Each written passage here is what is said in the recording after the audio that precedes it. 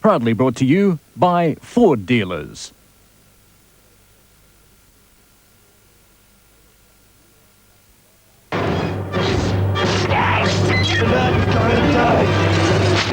Cliffhanger premieres Sunday.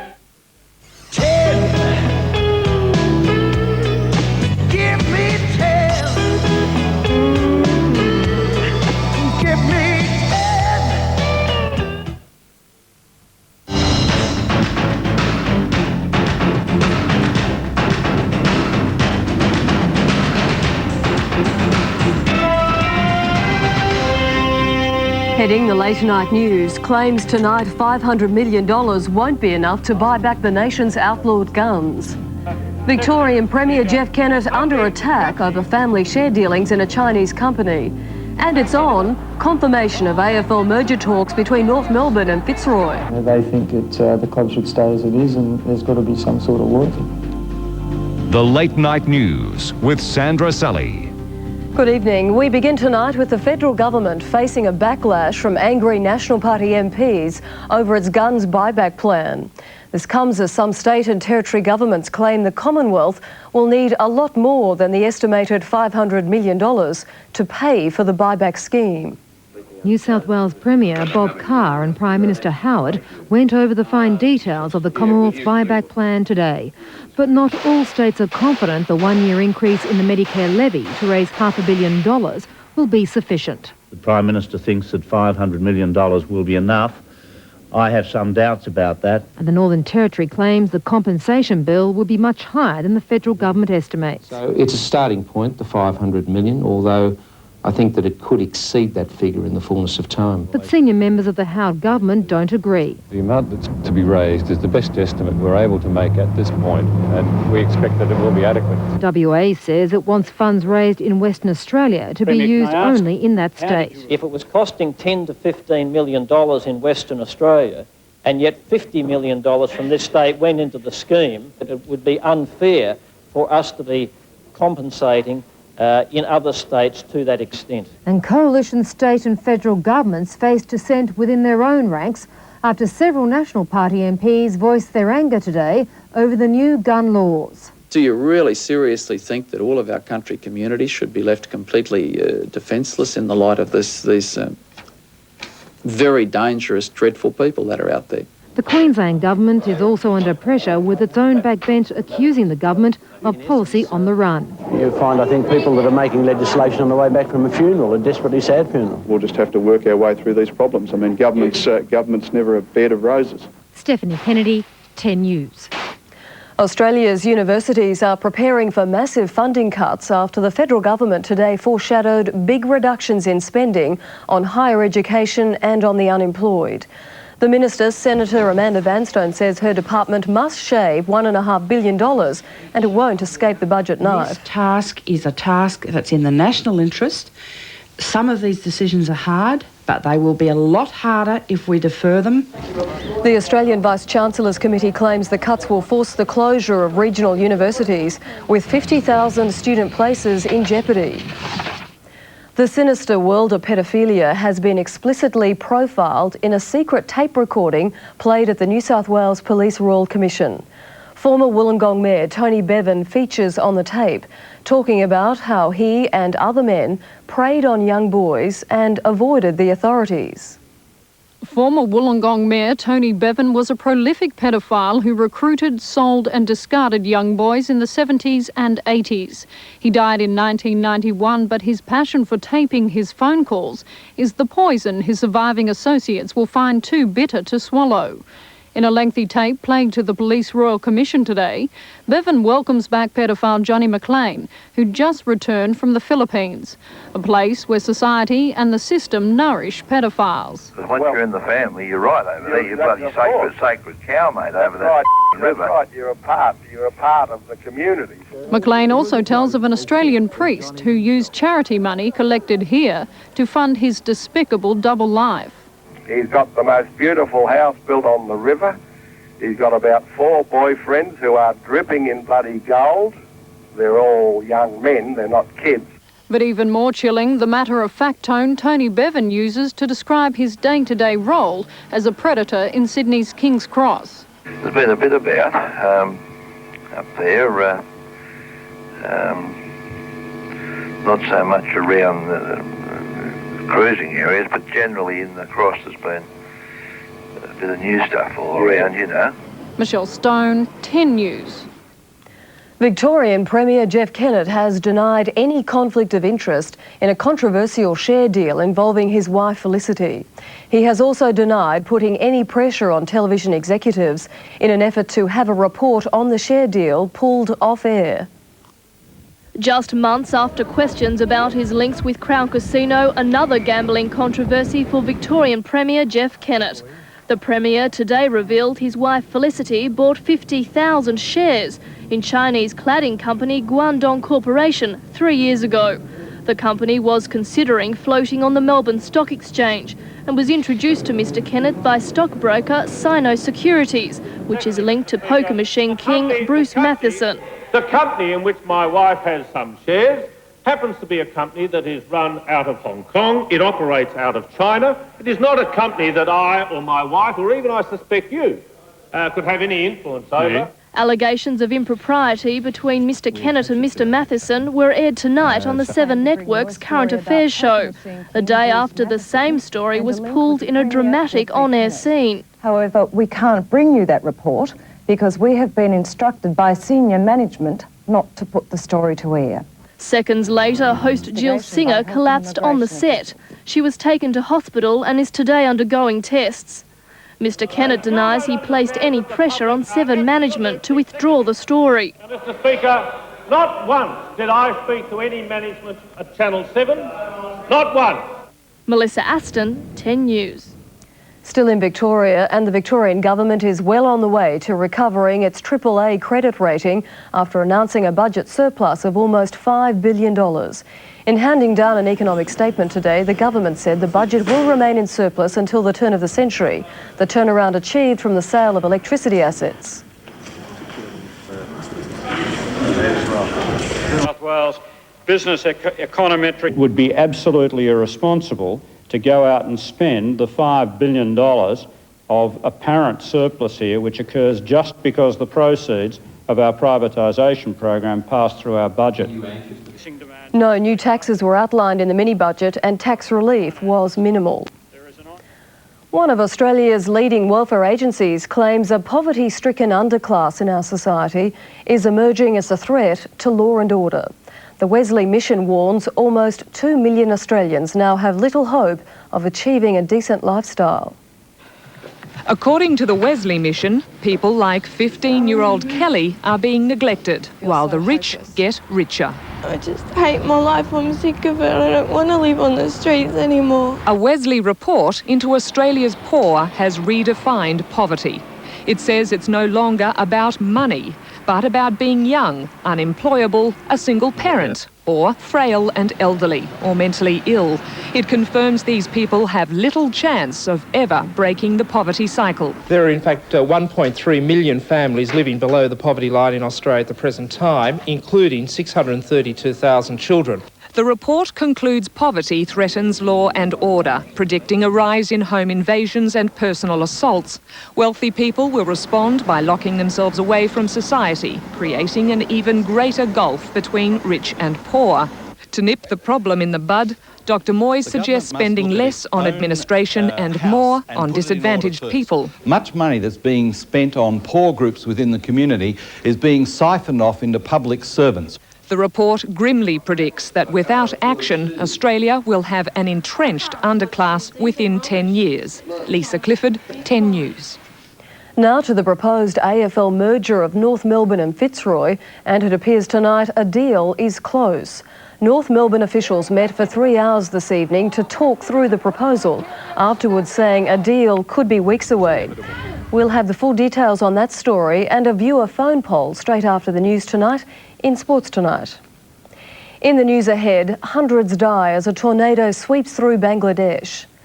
Dirty tricks trackside, a trainer's wife accused of nobbling a rival's horse. And a life-saving surgery, how doctors saved a little girl with a bullet near the brain. There are those who'll stop at nothing. Yeah, or how about that knife in the back trick? There are those who want it all. Please don't send me to a foster home. But this team has got to pull together. She tried to save us. Be careful. 7:30 Thursday, Baywatch. Right now, Mitsubishi dealers are offering very generous factory bonuses on Mitsubishi light commercials in the end of financial year clearance. And if you're quick, you'll be driving away with a great factory bonus on Star Wagon, Express Van, Gutsy Triton, and the mighty Pajero. Plus, you'll get a free tray on Triton Cab Chassis and a free canopy on Triton Double Cab. So drop what you're doing and roll into your Mitsubishi dealer now. Sale closes June 30.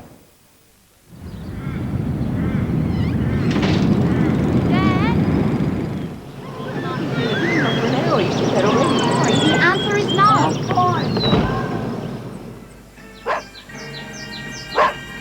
Welcome to this week's show, and we've got Mandy here with us.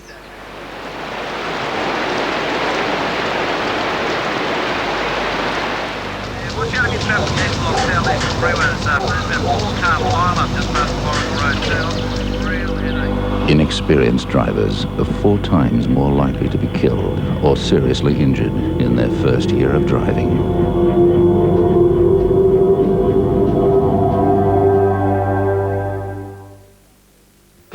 I move with the times. To reveal new skin, I found Plenitude XLA3 with AAA fruit acids. New from L'Oreal, XLA3 helps remove dull skin cells to reveal new, radiant-looking skin. Its vitamin E complex combats the visible signs of aging. Its sunscreen protects the skin. With XLA3, the skin is up to 54% smoother, up to 71% more radiant. My skin looks so much younger. New Plenitude XLA3 from L'Oreal reduces the visible signs of aging. This is really nice of you, ma'am. Well, if your sister's everything you said she is, it's really nice of you, man. 2 large pizzas, $15.90, right? Right. Hello. Bye.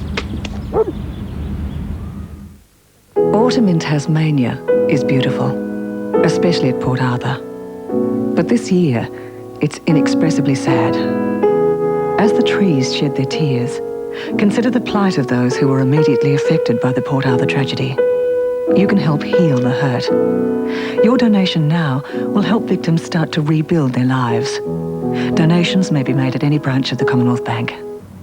I urge everyone to please give generously. A horse trainer's wife faced a Melbourne court today accused of interfering with the horses of a rival trainer by stealing their food. The woman has denied the charges, claiming the allegations are a cover-up for the trainer's poor performance. The Paran Magistrates Court was shown a video allegedly taken in the community stables at the Epsom racetrack on the 14th of February last year. Former horse trainer and jockey Rob Wood alleges 37-year-old Debbie Davies, the wife of a rival trainer at the track, stole feed from the bucket of his horse Ramosa. Mr Wood told the court he'd noticed the gates to his stalls had been tampered with over a period of a few months, and later that feed bins had been emptied. Mr Wood said he couldn't believe anyone would take horse feed, so he and the owner of the horse, Robert Briffer, set about getting proof of the theft. The court was shown a second tape in which Mrs Davies allegedly attempted to steal feed from a bin. Mr Wood told the court that when he saw the horse had been missing feed, he scratched it from its next race, fearing it wasn't up to running. He rang the race club stewards to explain the reasons why. Defence counsel for Mrs Davies told the court the story was fabricated by Mr Wood to cover his own inadequacies as a trainer. Mrs Davies is charged with theft and attempted theft. The Victoria Racing Club is currently conducting an inquiry into the allegations. The court hearing is continuing. Laureen Deal, 10 News. A parachuting accident has claimed the life of a Special Air Service soldier during a training exercise near Perth. 23-year-old signalman Lachlan Martin was taking part in free-fall training when he landed off course. A rescue team found him hanging unconscious in a tree. He was taken to hospital where he was pronounced dead. A military investigation into the death is underway. Authorities fear the death toll from a ferocious tornado which ripped through northern Bangladesh could reach 800. More than 440 people have been killed and tens of thousands injured as rescuers search building ruins for more bodies. With winds exceeding 150 kilometres an hour, the tornado swept through the northern region of Tangile, destroying thousands of homes and sending sheets of tin hurtling through the streets of villages. Rescuers working round the clock, ferrying casualties to makeshift medical centres. The Army has joined in the search for survivors, the death toll expected to rise as they sift through the rubble of collapsed buildings. The destruction has left more than 100,000 homeless. This the worst storm to hit Bangladesh since 1991, when almost 140,000 lost their lives. David Hanbidge, 10 News. A 5-year-old orphan is recovering in hospital after doctors removed a bullet lodged behind her right eye. The little girl from Sierra Leone was flown on a mercy mission to Britain for the life-saving surgery. It took nearly 3 hours to extract this bullet from Tenne's head. It was a tougher job than the surgical team had anticipated because the 2-centimetre projectile was lodged in the nasal cavity. In the end, a small piece of cheekbone had to be removed. Tests have shown that Tenne has already lost the sight in her right eye, but doctors felt that the risk of infection outweighed any difficulties encountered while operating. It's been a traumatic few days for a 5-year-old from Sierra Leone, struggling to adjust to her strange new surroundings. Certainly it's a culture shock for her. The first night she was here, the nurses went into her room and found she'd washed all her clothes out, hung them out to dry, because of course she only has one change of clothes and that's what they do. Gifts have poured into the hospital from people astonished and touched by Tenne's story. Surgeons still find it remarkable that she survived at all. They now think that the bullet must have entered through her skull, passing through the front part of her brain. She could be on her way home within a fortnight. A small scar and a slight squint, the only visible signs of her ordeal. For the third time in 2 years, America's Dr. Death has been acquitted on charges of helping his patients kill themselves. Medical practitioner Jack Kevorkian has admitted helping about 30 terminal patients to end their own lives with drugs. He sat quietly through most of his trial but exploded in anger when cross-examined. Members of the jury find the defendant not guilty. There's no law here. Tell me I'm wrong. You're wrong. Prove it. He says medically assisted suicide is a legitimate medical service which should be offered by all doctors. It may be. O.J. Simpson has found himself at the centre of a furore over a visit to Oxford University in the United Kingdom. Protesters say it is morally wrong for an important seat of learning to welcome a proven wife-beater. He was invited to the university to answer questions about his controversial acquittal on charges of killing his former wife and her friend. OJ is touring the UK as a public relations exercise to clear his name among a sceptical public. Sci-fi hero Doctor Who has stepped out of the TARDIS once again. His adventures have entertained millions for more than 30 years. But in his latest reincarnation, the British Doctor is given the American treatment. Now the face 110 million Doctor Who fans worldwide have waited to see. The new Doctor. He's so young. Paul McGann is the 8th actor to play the Doctor, a Time Lord from the planet Gallifrey who has the ability to regenerate into a new body when his old body wears out or is fatally injured, which is a big help for producers, as it turns out. When the Doctor is accidentally gunned down, guest star previous Dr. Sylvester McCoy regenerates into McGann. But along with handing over the keys to the TARDIS, Paul McGann says Sylvester McCoy gave him a piece of very good advice about playing the Doctor. He said it's a bit like playing Jesus. He said you can't lose. And you can't win. By midnight tonight, this planet will be pulled inside out. The Doctor's first assignment in his new body is to save the world from his arch-nemesis, another renegade Gallifreyan called only the Master. But the other assignment is to save the franchise itself. The BBC started running Doctor Who in 1963, but the show stopped running there in the late 80s. Now, even for the Time Lord, the future is at risk. And this is something with like 110 million fans worldwide. They were basically starved, gasping for more, and haven't had anything new for 7 or 8 years. So I think the idea is, the plan is, to give it to them. When we return, the humble aspirin, could it be a treatment for cancer? Also tonight, supermodels, are they in superb shape or painfully thin? And in sports tonight, North Melbourne admit having merger talks. Carey backs into them. Oh, magnificent Played by Carey, a snap is good. It was disgusting. I think it was only parsley. I had a plate full of leaves in No, we don't eat this stuff. You just leave it on the side. Taste, Frank. Parsley. Hey, Mark, you gonna give us a hand with that fencing in the morning? Ah, sorry, mate. I forgot all about it. I promised our granddad with a sheep. Give my regards to Jack then, eh? You going to take that job in Melbourne?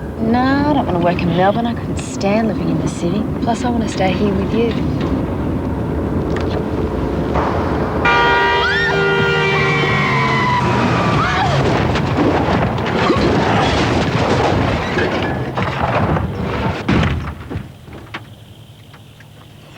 You guys all right? What happened?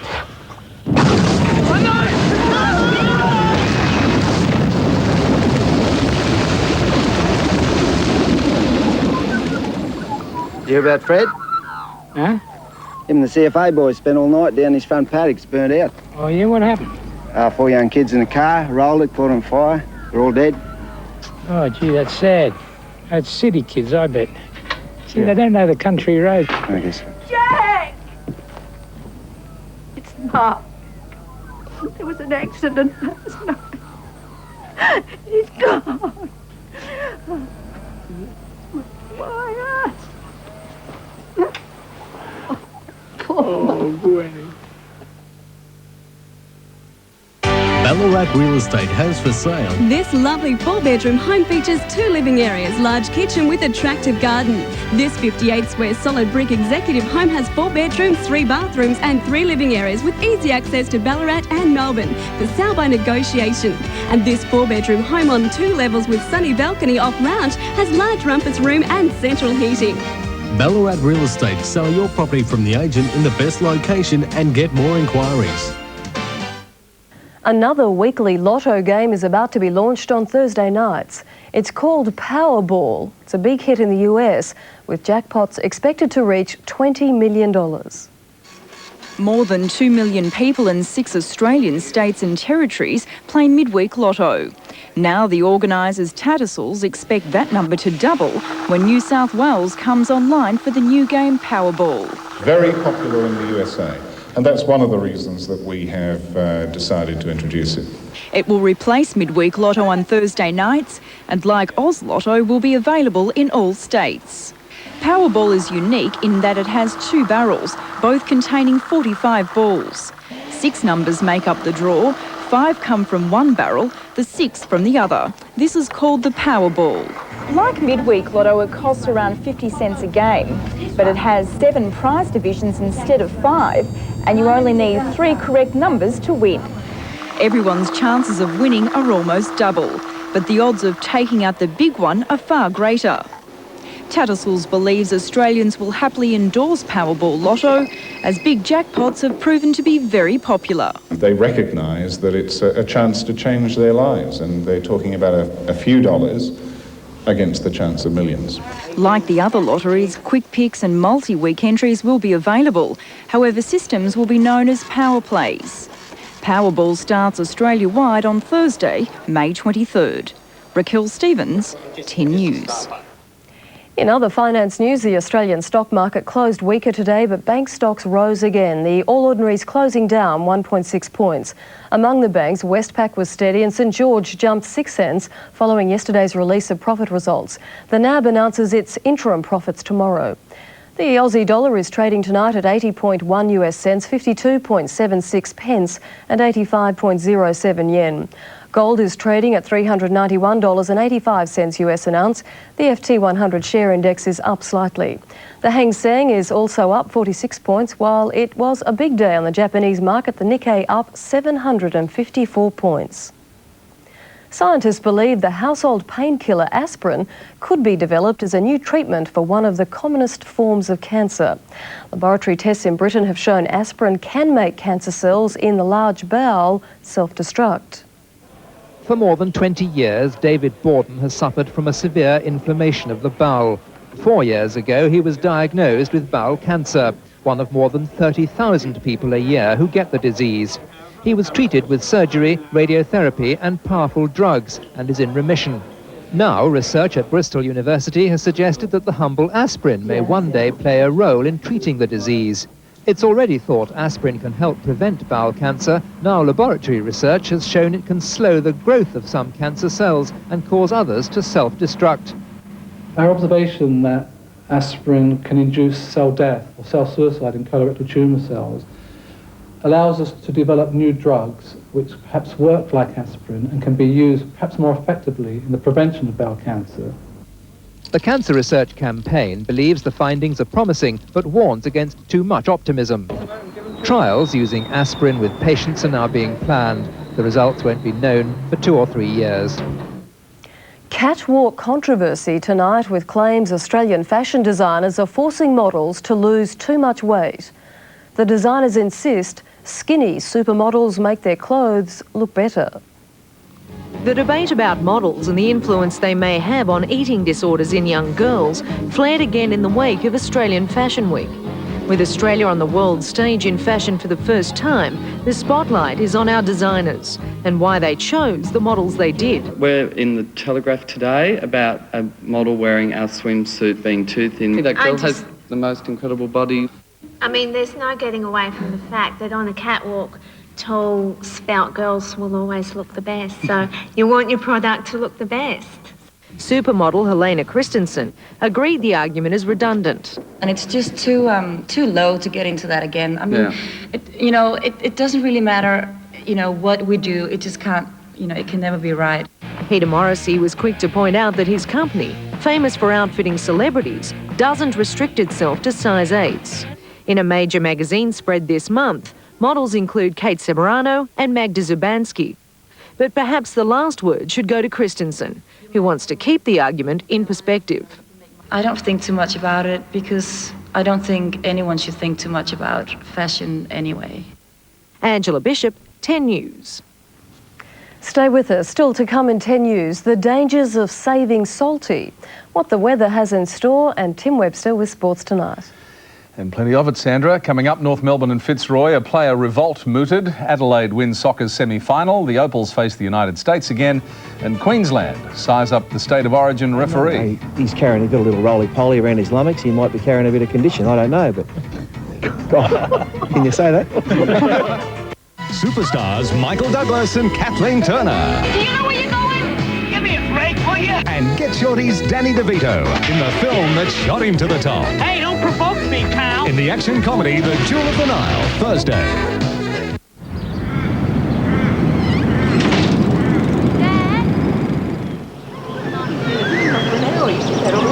The answer is no.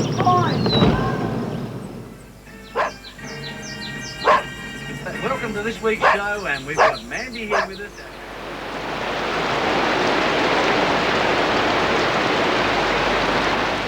Watch out if you travel next block south east freeway this afternoon. There's been a 4-car pile-up just past Warwick Road. Real headache. Inexperienced drivers are 4 times more likely to be killed or seriously injured in their first year of driving.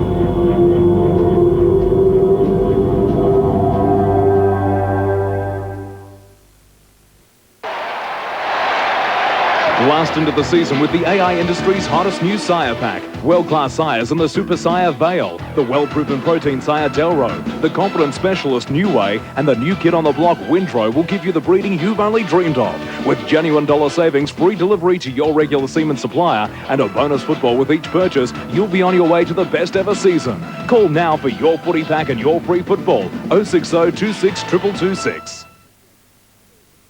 This is really nice of you, man. Well, if your sister's everything you said she is, it's really nice of you, man. 2 large pizzas, $15.90, right? Right. Hello. Bye.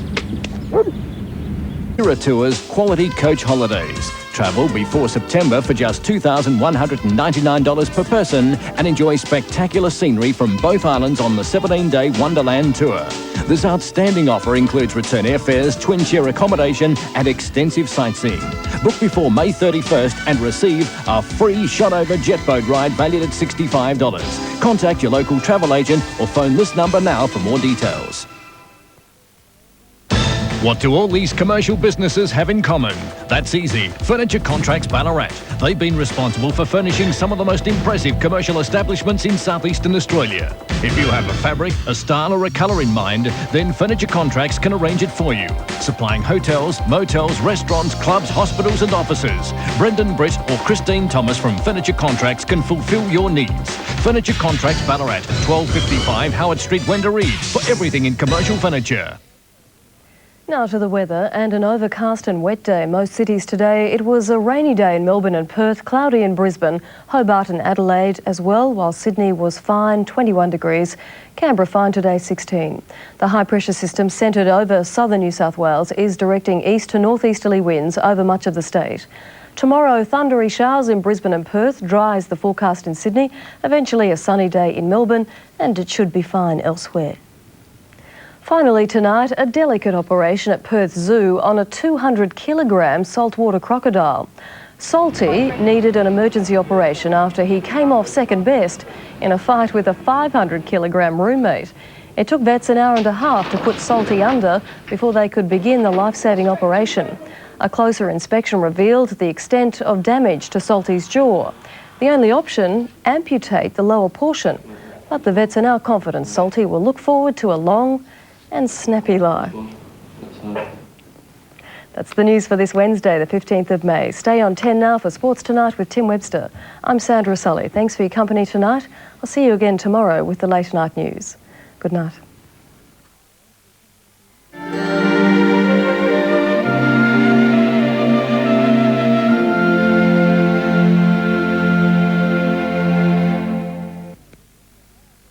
Coverage you can count on. Late night news, Sports Tonight, weekend news, 11:30, first at 5.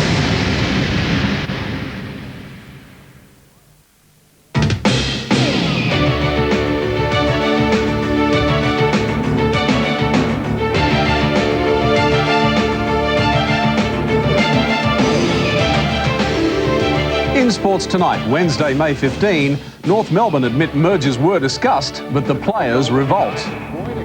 League's Origin fish out of water. Croker and Ferner have the flu, and Laurie's having a baby. The new cutaway rail, the government's inside run over the AJC, and in the shadow of Ondieki, an Olympic ambition by the doctor of all trainers.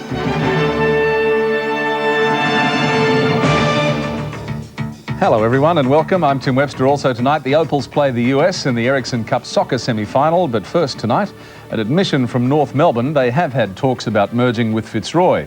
The confession follows our story last night and a day of intrigue behind the scenes in Melbourne and Adelaide. After a 3-hour board meeting at Arden Street tonight, it was also denied the players were going on strike or considering a revolt over their contracts. After constant denials about their part in a merger with Fitzroy, North Melbourne officials tonight admitted for the first time they've talked with the Lions about joining forces. There's been no contract signed binding us to the Fitzroy Football Club, so it's a deal, his headlines are wrong. We're certainly investigating it, as our members would expect us to do. We're responsible to our members and our shareholders to do the best we can for the future of the North Melbourne Football Club, and that's what we're doing. And we'll make a thorough investigation. But to say the deal's done is far from the truth. And it may not occur. It's quite a good chance it may not occur. We have to look at every facet to see whether it's a worthwhile option for the North Melbourne Football Club. Despite suggestions of a player revolt, with talks several key players are believed to have clauses in their contracts which could see them paid out and made free agents in the event of a merger, the club moved quickly to quash concerns. The players' thoughts definitely come into our thinking. It's very important. I mean, this club is for the players and the members and the staff, and so it is very important. But no, I have no fears that if the big if, that we would lose any of our players. No, I honestly don't think that it's a player manager's position or my position to discuss clauses in the contract, and I won't. High-profile player manager Ricky Nixon, whose stable includes Wayne Carey, Wayne Schwass and Corey McKernan, as well as Roy's captain Brad Boyd, said today the players weren't happy. I've had a trail of them through my office in the last 24 hours and really I can't probably give them the answers that they need, which isn't really going to help them prepare for a game. How are they feeling? Well, I think they're suspect about what's going on, and probably be fair to say that they think that the club should stay as it is, and there's got to be some sort of loyalty.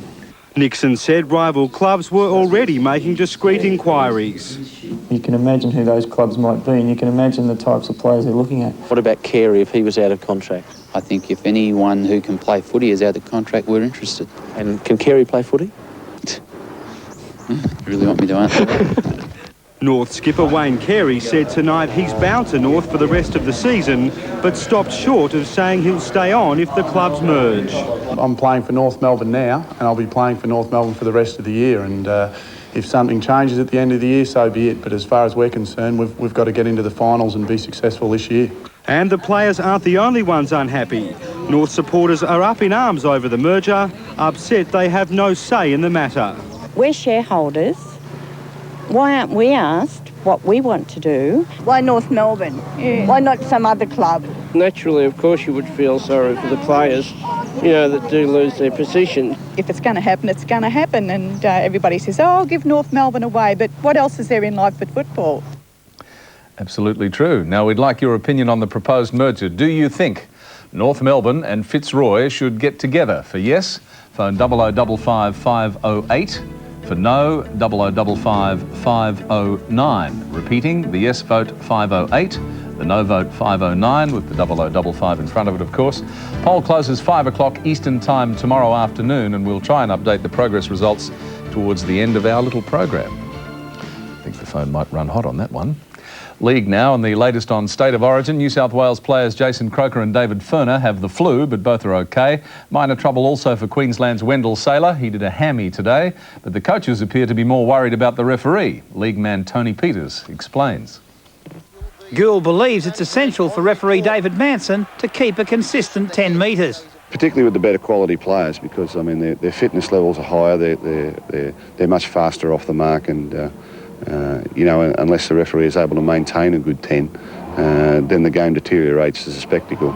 Meantime, the Queenslanders have had a scare with winger Wendell Saylor straining a hamstring. At his first coaching attempt, Paul Vaughton stunned all last year by guiding the Maroons to their 3-0 series win.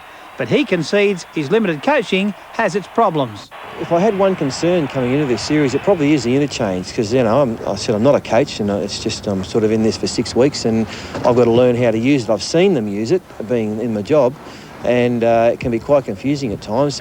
Like Gould, Vaughton wants the sides kept apart, and he tried to make light of the 10-metre concern with referee Manson. He's got a little roly-poly around his lummox. He might be carrying a bit of condition, I don't know, but... God, can you say that? For the first time since the State of Origin concept began back in 1980, this game in Brisbane isn't a sellout. Grandstand and out-of-ground tickets are still available. I think it's a fallout from the problems we've had in the game over the last 12 months, and you know, you look through all the Optus Cup games this year and it's followed on to here, and I believe Sydney still had a few left after they first went on sale, so that's unusual as well. Meanwhile, Laurie Daly has official permission to withdraw from the game if need be, with his girlfriend expecting their first baby on Tuesday. The Warrnambool Co-op's Monster May sale is now on. Huge discounts in all departments. Savings up to 50% in some lines. So don't miss the chance to save heaps during the Warrnambool Co-op's huge Monster May sale. Still on Rugby League, and the founding father of the Auckland Warriors, Peter McLeod, has stood down as chairman over the Super League ARL conflict. He says he doesn't believe in the Super League concept.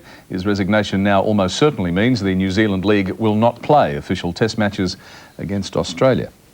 And the other fast-breaking story tonight, the announcement of a $35 million international Ironman series. Trevor Hendy, one of the stars mooted of the series, along with Guy Andrews. We'll follow that for you. And still ahead, it's the Ericsson Cup sudden death. And the magic goes out. In a world where the players live by the clock, Where have you people been? They're the spiders. one group's time is running out. You play, you pay. I knew getting involved on this world was a bad idea. Now there are too many loose ends. Nobody knows anything. Nobody's seen anything. Too much at stake. We have to find a sliding system, Quinn. It's our only hope. Too close to the truth. What do you guys have on me? Desperate men do desperate deeds. Open your mind and experience the ultimate ride. He's a dead man. 7:30 Friday. Making a good margin is what grain growing is about, and not just when prices are high. The future is about managing risk, precise farming to grow the best crops, to marketing grain. At this cash price, we'll put a few loads of barley into Geelong tomorrow. RFC's commercial funding can help maintain profit margins. Maybe that block nearby is now within reach. The Rural Finance Corporation understands and finances better farming in Victoria. Last into the season with the AI Industries hottest new sire pack. World-class sires in the Super Sire Vale, the well-proven protein sire Delro, the competent specialist New Way, and the new kid on the block Windrow will give you the breeding you've only dreamed of. With genuine dollar savings, free delivery to your regular semen supplier, and a bonus football with each purchase, you'll be on your way to the best ever season. Call now for your footy pack and your free football. 060 26 22226.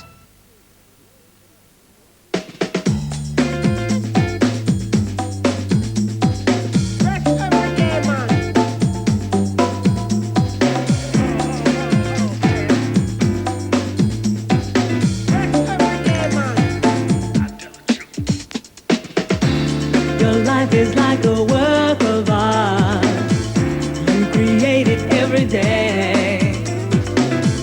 There's no rules, there's no reason why you can't have it your way. You can do what you want, honey. You just got to do what is right by you. It's your life, it's your choice, so choose it. You can be, you can do what you want. It's your life, it's your choice, so choose it. You can be, you can do what you want. Adelaide City have won their Ericsson Cup elimination semi-final, knocking out Sydney United, the Zebras winning the minor semi 1-0. They're two of the best defensive sides in the league, but tonight Sydney United were decimated by injuries and losses to the Olyroos squad.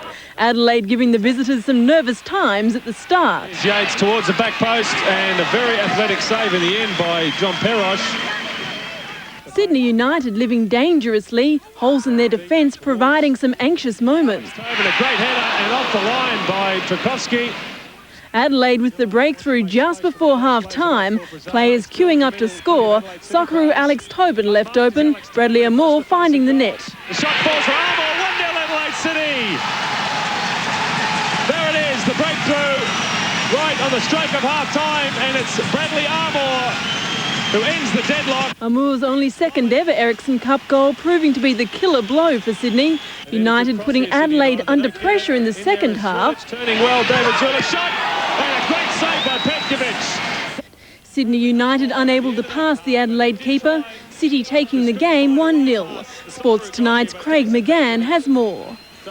And just recapping the final score here at Highmark Stadium tonight, Adelaide City 1 defeated Sydney United 0. So Adelaide City will now meet Marconi in the preliminary final on the weekend. And with me is the Adelaide City captain, Alex Tobin. Alex, I guess a great relief to win tonight here at home. Yeah, I was very pleased to win. It was a very hard-fought game. Perhaps it wasn't the prettiest game that could have been played of soccer, but we scored a great goal and we managed to hold on to that for the rest of the game. You've got Marconi now away, so are you a good away side? We are a very good away side, especially in finals, so we're very confident going in against Marconi on Sunday. Are they a much more difficult side than Sydney United was tonight?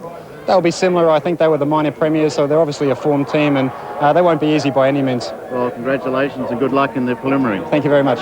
So the final score here, once again at Highmark Stadium, Adelaide City 1, defeating Sydney United 0, and they'll play Marconi now in the preliminary on the weekend.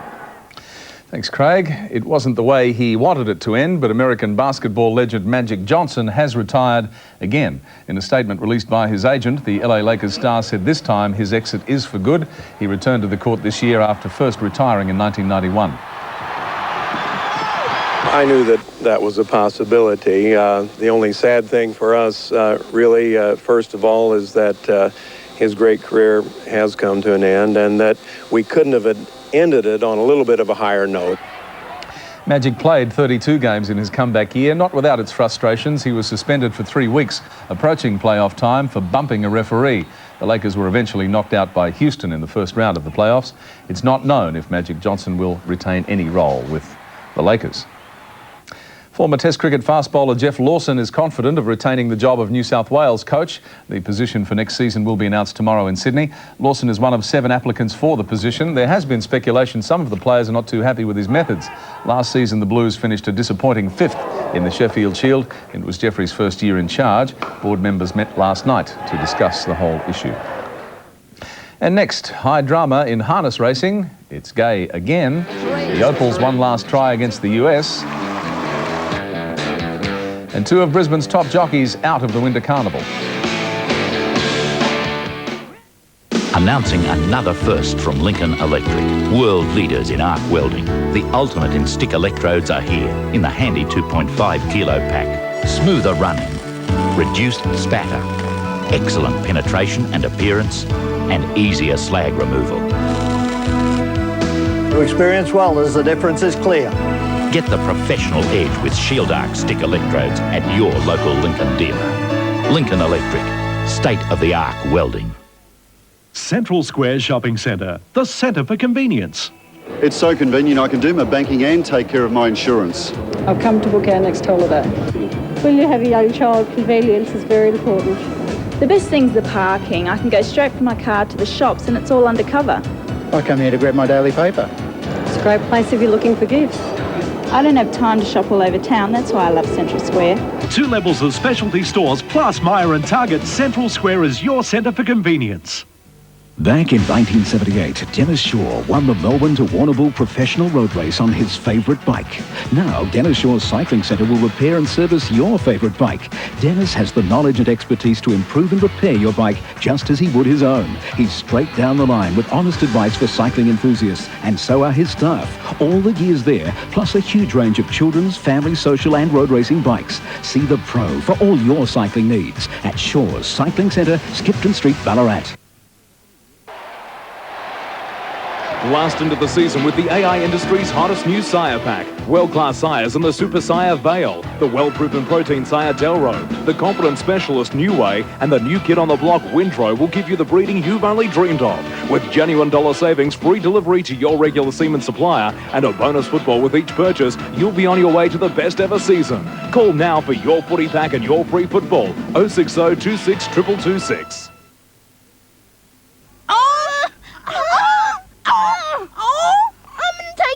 Rabbit. I want to do it. We can't both do it. Let's go. I know.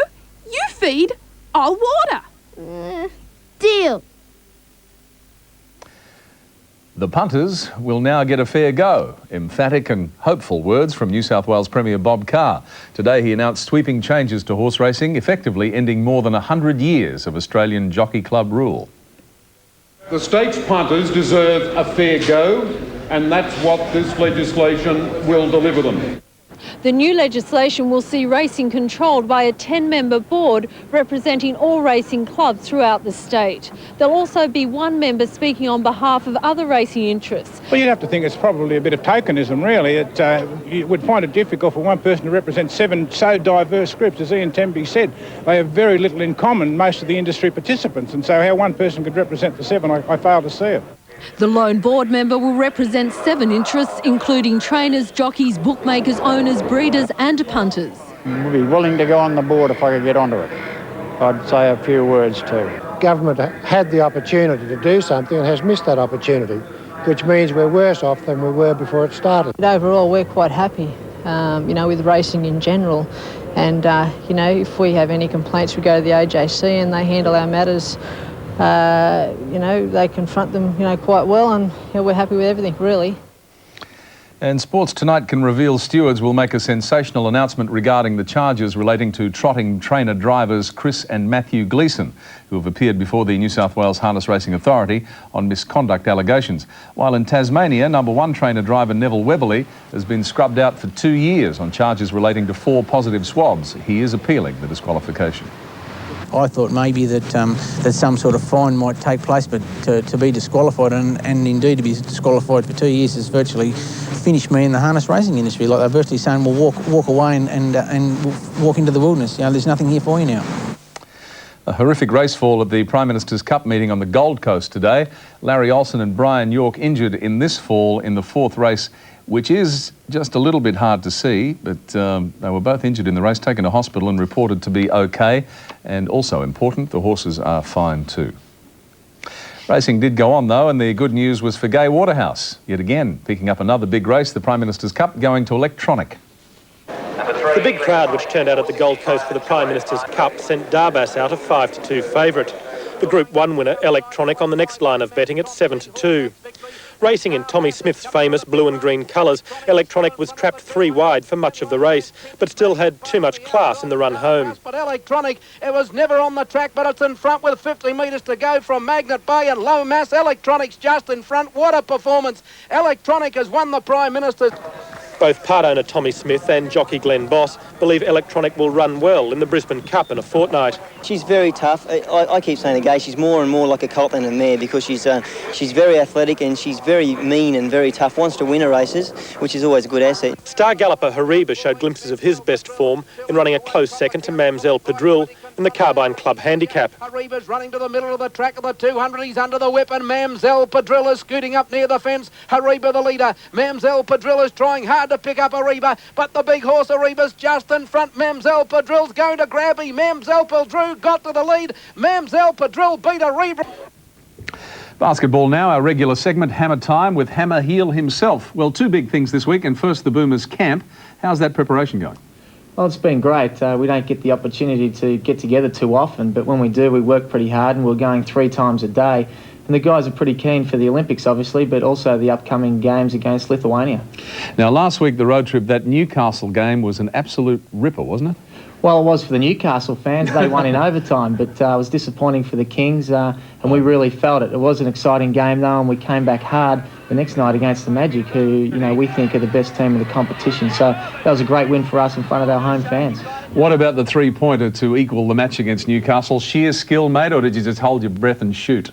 Well, it wasn't all class, I've got to tell you that, Tim, but they're always great when they go down. We got excited at the time, and, I thought we may have gone on and won the game, but we obviously didn't, and, it doesn't stay in the memory bank when you don't win the game. Yeah, we just saw it there. It was a hell of a shot. OK, down to business now. It's Melbourne. You've got Copeland, Gaze and Co. Always tough. Oh, they're a tough team, there's no doubt about it. I mean, Gaze is by far the best player in the NBL, but I think Copeland's the key to the game. If we can shut him out of it, I think the Kings have got a very good chance of winning. And, winning our 4th game in a row at home, and as I say, the Kings fans will be very happy if we do that. And Shane is back next week, Shane Heel, of course.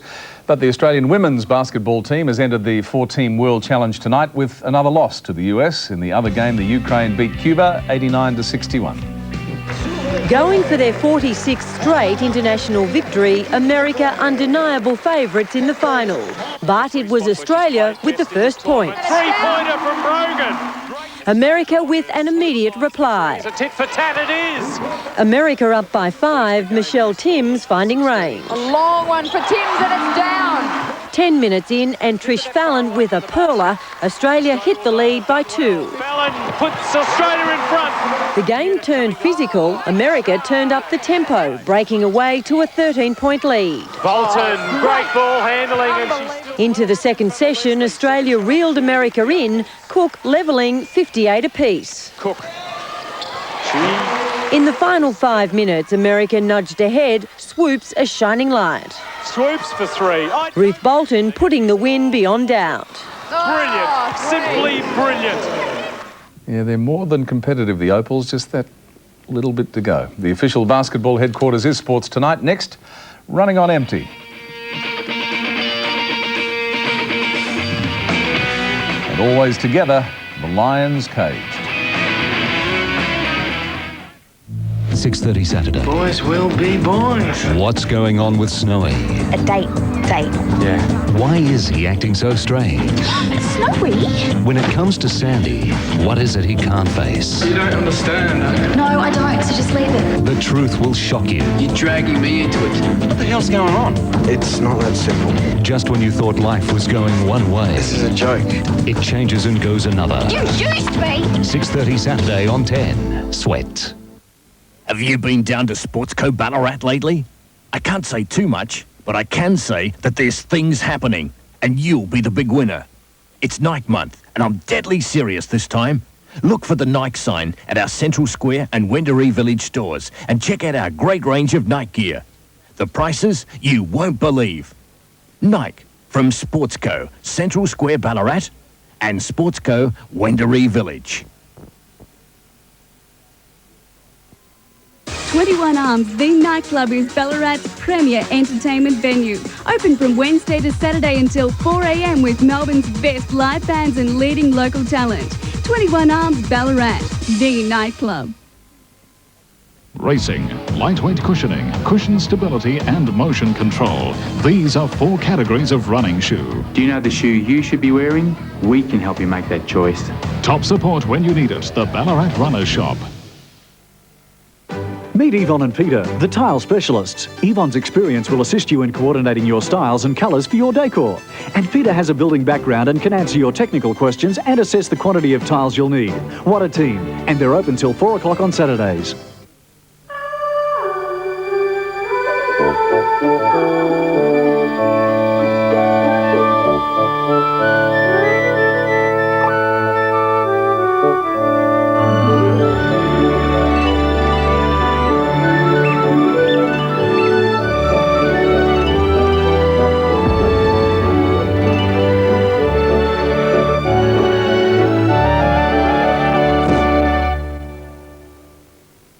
It's Sportsco's May sale with sensational savings on Adidas men's response running shoe, now only $69. Converse Junior Concord Performance Basketball boot, now only $59. Sportsco's May sale, only while stocks last. Well, Lisa Ondieki is, of course, well known for being our Olympic medal hope in the women's marathon, but our other contender is right on her heels. Sue Malaxos wants a medal, and she's well on the way. Her times have improved dramatically since she moved to Canberra from Perth. Sue Malaxos is feeling the heat of Atlanta. Inside this room at Canberra's Institute of Sport, Sue was experiencing the exact conditions she'll face during the Women's Olympic Marathon. The heat, the humidity, and even the infamous Atlanta hills. Very hilly, yeah, very hilly with a very steep climb to the finish. Apparently much worse than Barcelona, and everyone said Barcelona was a pretty tough course. So. But Sue Malaxos has got plenty up her sleeve, including one of the top coaches in the land. 72.8, Sue. It's good. She's doing well tonight? She's running very well tonight. Now we've got to remember that she's just starting to, she's got her trainings going up from 2-hour runs to 2.5-hour runs on a Sunday. She's a little bit leg weary, a little bit psychologically weary in this camp, but she's doing very well tonight, so I'm very pleased with that. Dick Telford is Sue's new mentor, and already it's paying off. She's knocked 16 minutes off her time and is suddenly a contender. Over a 6 to 12-week period from last November, she improved out of sight. Now she's in the Olympic team. Partly, says Dick, because of the high-tech monitoring Sue's had since teaming up with the AIS. So, what's happening here? Checking lactate samples to see how hard I've been working. I can tell him how hard I've been working. Well, at 33 years of age, Sue's no spring chicken to be starting out in Olympic marathons. But it's that very point that Dick Telford says is working in Sue's favour. He says she has the maturity and the attitude to take her that extra distance in Atlanta. Meet Sue Malaxos and you're inclined to agree. You can only do your best, and if you've done everything right in preparation, you know, surely things are going to go your way on the day. That's a great effort. Yes, and what they have to go through. Now, updating the poll results and the question, do you think North Melbourne and Fitzroy should merge? I sort of suspected this. Yes, just 16%, 84%. And I would assume most of those calls are coming from Melbourne and the 2 suburbs in question. And it's pretty convincing, isn't it? Yes, 16, no, 84. Now, Neil Cordy, a former Swans champ, takes a look at a little Lions history. In 1989, Ross Oakley's announcement sent shockwaves through the football world. Well, ladies and gentlemen, the VFL Commission and the boards of the Fitzroy and Footscray football clubs are very pleased to announce today the formation of a new force in VFL football called the Fitzroy Bulldogs. Angry Footscray supporters thwarted the merger by raising enough money for the Dogs to continue independently. It was then Fitzroy's turn to rattle the cans. No AFL club in history has ever simply ceased to exist overnight. But if Fitzroy doesn't raise $800,000 by June the 30th, that's exactly what will happen. Fitzroy raised the $800,000, but the club was still in debt. It was then the Brisbane Bears who made their first bite at the Fitzroy cherry. If this offer isn't perhaps accepted, then the future of the club, the responsibility may be on their shoulders if the club disappears in a couple of years' time. 2 days later, the Lions fans got what they were hoping for. Today, the board unanimously rejected the bid by the Brisbane Bears. North Melbourne first came into the merger picture in November '93, setting the precedent for denying any interest. Their debt would have to be taken over by the club that merged with them, and certainly North Melbourne is not interested in that. Brisbane made their second attempt at drawing Fitzroy North to no avail, but it was Ross Oakley who got the ball moving in June last year. We'll certainly provide some cash. We'll certainly provide them with player strength and a number of other issues like helping support their membership base. Now even former Fitzroy President Leon Wiegard has changed his mind on Fitzroy's future. The AFL was still selling licences interstate and the money was coming to the clubs, so we didn't know how that was going to affect us into the future. The salary cap was brand new and we didn't know how that was going to affect things. But those things are proven now and we're still getting further behind the pack, and there's no big windfall coming up for Fitzroy anywhere. Guess we'll have to wait and see. By the way, BOC Gases will sponsor the Australian Super Tourist Championship, which starts this weekend at Amaroo Park in Sydney. We should have a nice story on that too coming up tomorrow night, my producer tells me, so that's to look forward to, and those poll results as well. Look after yourselves. Good night.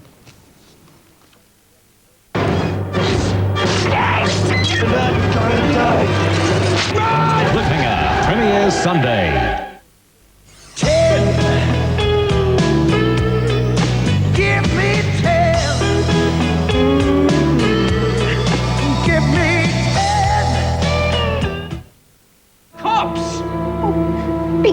Because he'd say that he didn't have to force me the second time.